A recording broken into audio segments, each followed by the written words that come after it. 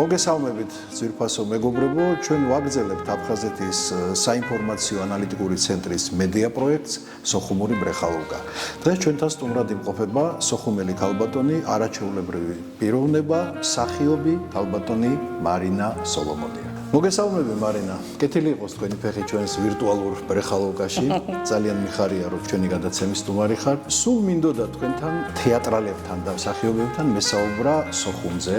როგორ მოხდით თეატრში, რა მოგონებები გაკავშირებთ სოხუმთან და საერთოდ როგორ იწყება თქვენთვის სოხუმური ბრეხალოვკა? მოგესალმებით, მეც მიხარია ძალიან თქვენს გადაცემაში მონაწილეობას რომ ვღებულობ, თან არაჩვეულებრივი სახელი ქვია თქვენს გადაცემას ბრეხალოვკა, ეს სოხუმის სტილში და სოხუმის ხასიათში. ხო. სოხუმი ახლა იწყება საერთოდ სხვის არაჩვეულებრივი სანაპიროთი თოლიებით. ეს როგორც ჩვეულებრივად, იმიტომ რომ ჯერთი და სოხუმს არაჩვეულებრივი სანაპირო ქონდა. არაჩვეულებრივი ხალხი დადიოდა სოხუმის სანაპიროზე. და მათ შორის ჩვენი თეატრის მსახიობები მე არაერთხელ აღმინიშნავს რომ როდესაც ქალბატონი ლიანა მიქაშავიძეს რო დავინახავდი ან რომელიმე მსახიობს სოხუმის სანაპიროზე, იმიტომ რომ იქ ყველა იქ იკრიბებოდა, იმიტომ რომ ყველაზე სასიამოვნო ადგილი იყო სოხუმის ზღვის სანაპირო. ძალიან ლამაზი და უკან დავზდებდი ხოლმე. იმიტომ რომ სოხუმის მაშინ მე ვიყავი მოსწავლე და სოხუმის თეატრში არაჩვეულებრივი სპექტაკლები იდგმებოდა არაჩვეულებრივი მსახიობები, ძალიან პოპულარული მსახიობები. მე ეს ყავის არაჩვეულებრივი სურნელება, არაჩვეულებრივი ეს ყველაფერი ერთმანეთში შეზავებული ქმნიდა ბრწყინვალე არაჩვეულებრივ გემრიელ გარემოს, ხალისიან გარემოს. ყველა ადამიანს უხარია იმ წარსულზე საუბარი, საიდანაც მოდის, ხო? ჩვენი ბავშვობა პრაქტიკულად სოხუმი იყო და იქ გაიარა ყველაფერმა ამან და შესაბამისად ძალიან ბევრი მოგონება გავაჩნია ბრეხალოვკაში თუ არა მის მიმდებარე ყავახანებში, აი მაგალითად ჩვენთვის ძალიან ცნობილი და ძალიან ახალგაზრდული ყავახანა, ეს იყო პინგვინი. კი. სადაც ბატონი ამირანი, ეს ცნობილი ყავის უბადლო მხარშველი, ყველას გვახსოვს მისი შოკოლადმოყრილი ნაყინი, რაღაც კარგი წვენებით და განსაკუთრებით ყავა. რო ეკითხებიან, აი რატომ გამოგდის შენ ყველაზე კარგი ყავა, რანაირად ახერხება მას, რომ ასეთ გემრიელი ყავა გაკეთო. სხვაც ხარშავს, მაგრამ ეს შენთან რაღაცნაირი განსაკუთრებული არის. რას უკეთებო? არაფერსო. ყავას არ ვაკლებ და შაქარს უკეთებ იმდეს რამდენი საჭირო და გამოდის კარგი გემრიელი ყავა. რა მიკვირდა იცი ამირანეს? რომ ეს ხომ ადუღებდა 10-15 ჭიქას ერთად, ხო? ყავას ხო ერთად. ეს რიგში იდგა ხალხი და ყველა შეკვეთას აძლევდა. იცოდა ვის როგორი უნდოდა ერთნაირი ჭიქები, ხო? ამ ქვიშაზე რო ადუღებდა ამ ყავას და ვის როგორი უნდოდა ტკბილი, შაქრის გარეშე, რამდენი კოვზი შაქარი რაღაც, ეს ყველაფერი იცოდა და როგორ ახერხებდა ამას. გეკავოს 15 ჯეзвე ხელში და ამას ურევდა, იცი რომ იმას მეტი შაქარი აქვს, ამას ნაკლები აქვს, ის უშაქროა, იცი ვის რა უნდა. ხო, საოცრებაა რა. ამაზე მახსოვდება. და ერთი ასე ვთქვათ, ერთი შეყვანით აი ამ დიდ ქვიშის ყავის სახარში, ეს ყველაფერი ერთი ხელით აკეთებდა. აბა, პროფესიონალი იყო, იცოდა რა. და ამით იყო ცნობილი ამირან გაგუა. ძალიან. ისეთი ცნობილი პიროვნებები თუ გახსენდებათ ვინმე, რომლებთანაც თქვენ გქონიათ უშუალო ურთიერთობა, აი ძალიან ცნობილი ადამიანები, რომლებიც სამწუხაროდ დღეს აღარ არიან. ხო ვერ გავიხსენებდით იმ ადამიანებს სოხუმთან დაკავშირებით? სოხუმთან დაკავშირებით, რა თქმა უნდა, ეს იგივე თეატრის მსახიობები იყვნენ. ახლა ბავშვობ საერთოდ ჩემი ოჯახი იყო თეატრის მოყვარული ძალიან, ჩემი მშობლები ძალიან.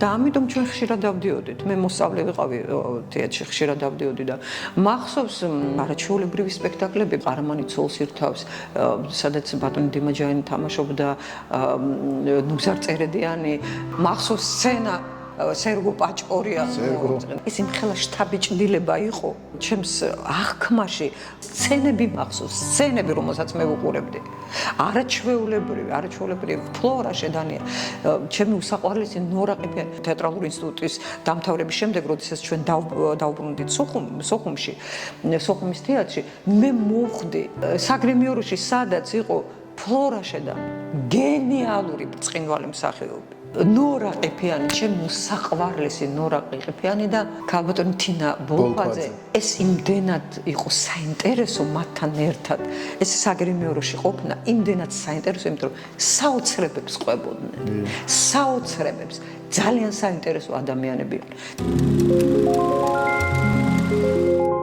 ლამაზი კურიოზი მინდა გაიხსენო სოხუმში გატარებული ბავშვობიდან. ბავშვობაში. ბავშვობაში, კი. პატარა რომ ვერ. პატარაობაში, მოზარდობაში.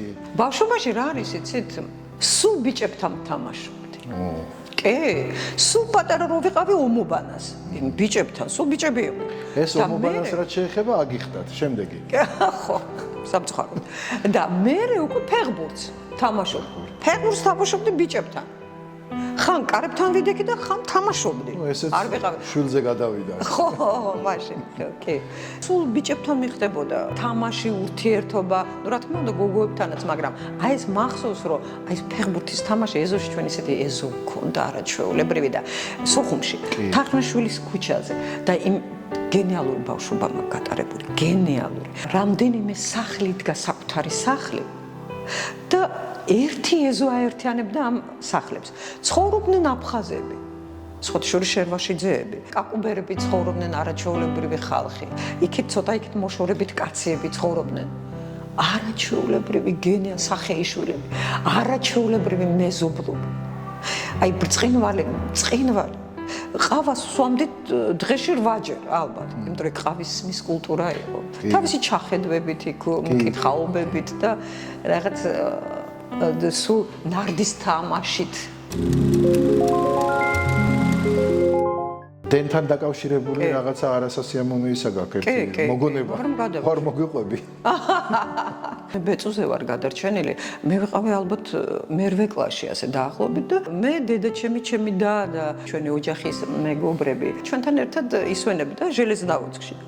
იქ ისეთი დასასვენებელი სახლები იყო, პატარა ისეთი სახლები რა და უღონ თაგურიანი ადგილი იყო და თამაშობდით ბადმინტონს. ეს ვალანი, რითაც ვთამაშობდით ამ ბადმინტონს, ავარდა სახლის სახურავზე. და მე ვთქვი რომ მე ავალ და კაცო ამას ჩამოვიდა. და ამ დროს ის ჩემი ისინი წავიდნენ, ისინი მეგობრები წავიდნენ იქ მინერალური წყლები იყო იმის დასალევად. ავიღე კიბე, მივაყუდე ამ სახლის კედელს და ავედი ამ კიბეზე. ზემოთ ავედი, ვხედავ ეგერ არის, აი ვალანი, რომელიც ხელს რო გავიწვდი, ავიღებ ამ ვალანს და ჩამოვიღებ და ვხედავ, არის დენის მავთულები გადის. დენის მავთულები და ისე კი მოვტვინე რომ არ შეიძლება შეხება ამ მავთულების. ვიფიქრე რომ შუაში გავატარე ყველს, იმიტომ რომ სხვანაირად ვერ მივწდებოდი ამ ვალანს და ასე შუაში გავატარე ეს ხელი და უნდა ავიღო ეს ვალანი და უცებ ყველაფერი გადაიქცა ჩემს ირგვლივ შავად. ყველაფერი შავი იყო და რაღაც პატარ ეტყობა დენის ისინი იყო. ეს მარტო იმას ხედავდი. წამებში, ეს ყველაფერი წამებში ხდება. და მე ავღმოჩდი მიწაზე, წევარ და დედა ჩემი მადგას თავზე რაღაცას ჩამძახის. მოვეგე გონს, მე რაღაცები არ ვიცი, ეს წყალი და რაღაცეები შემასხეს რაღაცა, მაგრამ იმ წუთას ეს ყველაფერი წამებში მიდიოდა, ყავისფერი იყო ირგვლივ. ეს კი სანამ გამოვიდოდი რა იმ სიშავიდან. ჯერ ყავისფერ ფერებში გამოვედი და მე განათდა. და გამოჩნდა მზე და ირგვლივ ინათა. ხო, ეს ნამდვილად არ არის ისეთი კურიოზი, რომელიც ხიარულებას გამოიწვევს, მაგრამ წარსულშია და კეთილად დამთავრდა და ინათა ისე როგორც საჭირო იყო და არ დაბნევდა. კი, არ დაბნევდა. მადლობა უფალს ამისთვის ნამდვილად. ვაიმე, კიდევ მეორე კურიოზი მქონდა ისეთი. ბოტანიკურ ბაღს ეხება რაღაც. წავედით შატალოზე. ფუნიკულორზე ზემოთ. ფუნიკულიორის ბაღს გულისხმობ სოხუმის მთაზე. სოხუმის მთაზე ხო არაჩვეულებრივი იყო საერთოდ და ულამაზესი. ეს დავათვალიერეთ, ვიცინეთ, ვიხუმრეთ რაღაცა და ახლა ჩამოვიდეთ ქვემოთ.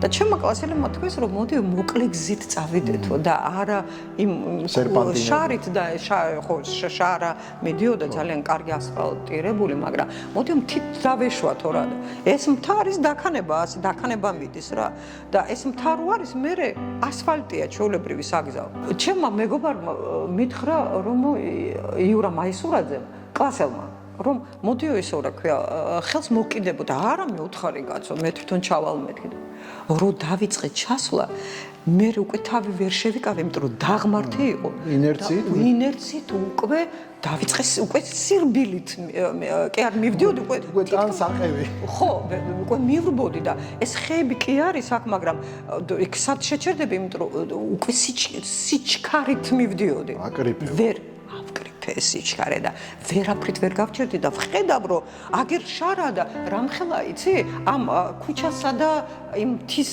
იმაზე დაშორება არის ძალიან დიდი საკმაოდ დიდი რო გადახდა ხო უსაყვარლესი ჩემი კლასელები მაკაფარულავა მანანა უბილავა და მანონე ხუცილავა დგანქვემო და მეყურებენ ასე კაცო იმიტომ რომ იმათ ვერ გაუყვევიათ იმიტომ რომ მორბის ადამიანი ზემოდა მთელი სიჩქარით ნუ ისინი მიხვდნენ რომ ვერ ჩერდები მე მაკაფარულავა ეს არის არ ვიცი დაბადებით გმირი ადამიანი ჩემი კლასელი იარეს და ჩავიდა იმათ ხო რა ქნა იცით ხელები გაშალა და მაკაზე დავეცი მე იმიტომ ვერ შევიკავე თავი მაგრამ ამას ხო უნდა მე ვფიქრობ რომ ეს არის გმირობა ნამდვილად რომ აი გადაარჩინო ადამიანს რა თქმა უნდა თვითონ ხო არ დაზიანდა ამით არა კიდევ კარგი რომ არ დაზიანდა და მე მივიღეთ ფსუბუქის შერყევა იმიტომ რომ უკვე რო ამაყენეს და რო ავდექი ცოტა გულის რევის შეგრძნება მქონდა და ხო იცი თავბრო და მე ვუთხარი რომ აი ახლა გული წამევა მე და გული წამივიდა